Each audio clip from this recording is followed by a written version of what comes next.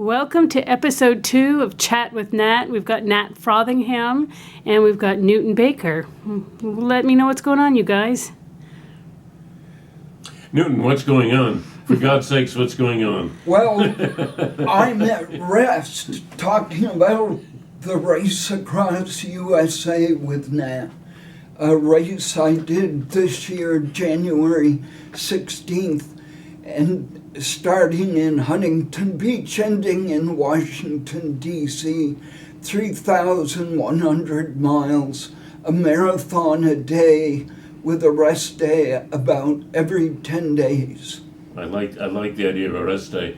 It was clever of you to have the wind behind you. Isn't the wind blowing at your back? Definitely it was more at the back west to east. Well, that's clever to start at the Pacific and end at the Atlantic Ocean or Washington, D.C. It wasn't my choice, but it was a good decision by the directors. Now, you talked about freezing rain on a frozen highway. Can you tell us about that? Yeah, one day the race started, it was freezing rain. Mile 13, they chipped about 2 pounds of ice off me, they said. I had to have my glasses off, frozen to my face. I couldn't even press the button to start my iPhone to check the map of where I was. Because your hands were frozen. Mine was so the glove was frozen on your hand. I couldn't move them.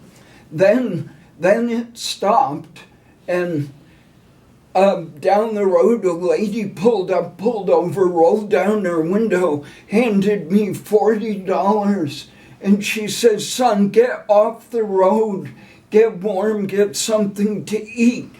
I said, "Do you want to make this a donation to the 100 Mile Club?" She said, "Get off the road and get warm and something to eat." Then off she drove. Now, there were people there in their 20s, there were people there in their 70s. Stick yourself in that mix. I was the oldest at 73 years old.